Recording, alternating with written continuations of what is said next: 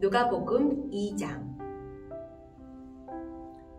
그때에 아구스도 황제가 내린 칙령에 따라 온 나라가 호족 등록을 하게 되었습니다.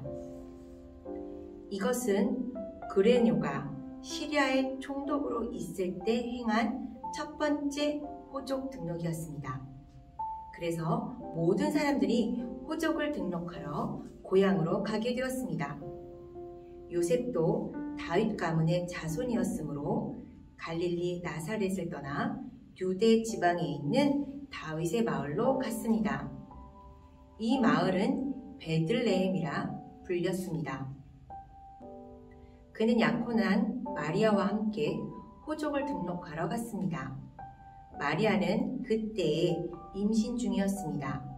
이들은 베들레헴에 있는 동안 아기를 낳을 때가 되었습니다. 마리아는 마구간에서 첫 아들을 낳아 포대기에 싸서 구유에 눕혀 두었습니다. 그것은 여관에 이들이 들어갈 빈 방이 없었기 때문입니다. 그 근처 들판에서 목자들이 밤에 양떼를 지키고 있었습니다. 주님의 천사가 갑자기 이들 앞에 나타났습니다. 주님의 영광이 그들을 둘러 비추자 이들은 몹시 두려워하였습니다. 천사가 그들에게 말했습니다. 두려워 마라. 보아라, 모든 백성을 위한 큰 기쁨의 소식을 가지고 왔다. 오늘 다윗의 마을에 너희를 위하여 구세주께서 태어나셨다. 그는 곧 그리스도 주님이시다. 포대기에 쌓여 구유에 누워있는 아기를 볼 것인데 이것이 너희에게 주는 증거이다. 갑자기 그 천사와 함께 많은 하늘 군대가 나타나 하나님을 찬양하였습니다. 높은 곳에서는 하나님께 영광, 땅에서는 하나님께서 기뻐하시는 사람들에게 평화. 천사들이 목자들에게서 떠나 하늘로 사라지자 목자들이 서로 말했습니다. 베들레헴으로 어서 가서 주께서 우리에게 알려주신 일이 일어났는지 확인합시다. 이들은 서둘러 가서 마리아와 요셉 그리고 구유에 누인 아기를 보았습니다. 목자들이 확인하고 이 아이에 대하여 자기들이 들은 것을 그들에게 이야기해 주었습니다. 목자들의 말을 듣고 사람들은 모두 놀랐습니다. 그러자 마리아는 이 모든 말을 마음속에 소중히 간직하였습니다. 목자들은 돌아가면서 천사들이 일러진 대로 자기들이 듣고 보았으므로 하나님께 영광을 돌리고 찬양을 드렸습니다. 태어난 지 8일째 되는 날에 아기는 할례를 받았고 그 이름을 예수라고 하였습니다. 이 이름은 아기가 뱃속에 있을 때에 천사가 일러준 것이었습니다. 모세의 율법에 따라 정결 예식을 치르는 때가 되었습니다. 마리아와 요셉은 예수님을 하나님께 드리려고 예루살렘으로 데리고 올라갔습니다. 이것은 주님의 율법에 다음과 같이 기록되어 있기 때문입니다. 첫 번째 태어나는 모든 남자아이는 하나님께 거룩한 자로 불릴 것이다. 또 마리아와 요셉은 비둘기 2마리나 어린 집비둘기 2마리를 드려야 한다고 기록된 하나님의 율법에 따라 희생 제물을 바치려고 예루살렘에 올라간 것입니다. 예루살렘에 시므온이라는 한 사람이 있었습니다. 이 사람은 의롭고 경건한 사람으로서 하나님께서 이스라엘을 위로하실 때를 기다리고 있었습니다. 성령께서 이 사람과 함께 하셨습니다. 성령께서 시므온에게 주 그리스도를 보기 전에는 결코 죽지 않을 것이라는 계시를 주셨습니다. 시므온은 성령으로 충만해져서 성전으로 왔습니다. 마침 마리아와 요셉이 율법의 규정대로 행하기 위해 어린 예수님을 성전으로 데리고 왔습니다. 시므온이 아이를 팔에 안고 하나님께 찬양하였습니다.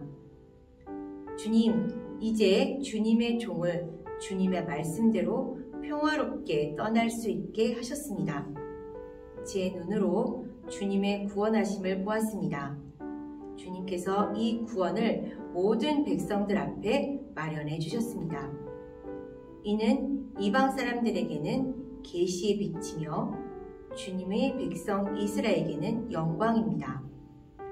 예수님의 아버지와 어머니는 시므온이 예수님에 대하여 말하는 것을 듣고 매우 놀랐습니다. 시므온은 그들을 축복하고 아이의 어머니 마리아에게 말했습니다. 이 아이는 이스라엘의 많은 사람들을 넘어지게도 하고 일어서게도 할 것입니다. 또한 사람들의 비난을 받는 표적이 될 것입니다. 이 일 때문에 많은 사람들의 마음에 있는 생각이 드러날 것입니다. 그러나 당신의 마음은 칼로 쪼개듯이 아플 것입니다. 또 여자 예언자가 있었습니다. 이 사람은 아셀 지파의 바누엘의 딸인 안나였습니다. 그녀는 나이가 많았습니다. 결혼하고 7년 동안을 남편과 살았는데 그 후로 과부가 되어 84세가 되었습니다. 그동안 한 번도 성전을 떠나지 않고 밤낮으로 금식과 기도를 하여 하나님을 섬겼습니다.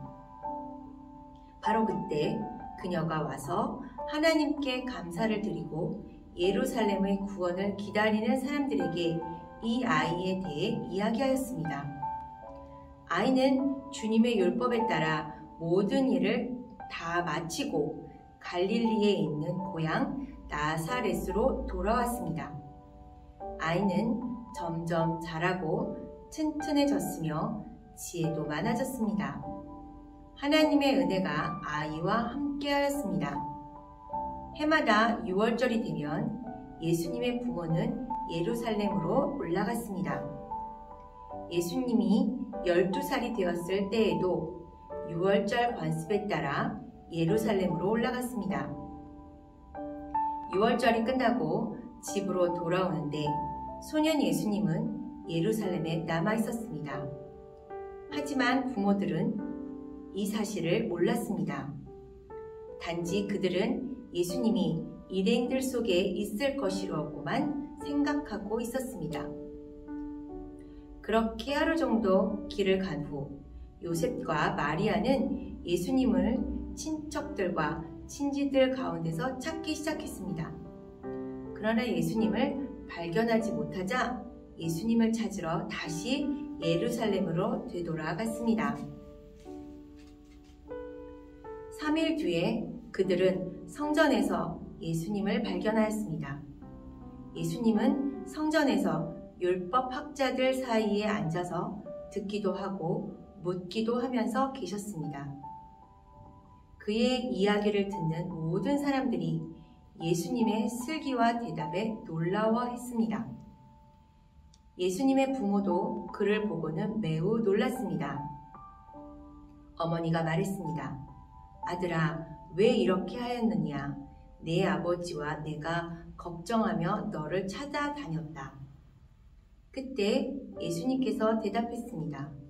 왜 저를 찾으셨습니까? 제가 아버지 집에 있어야 할 것을 모르셨습니까? 그러나 그들은 예수님이 하신 말씀을 이해하지 못했습니다.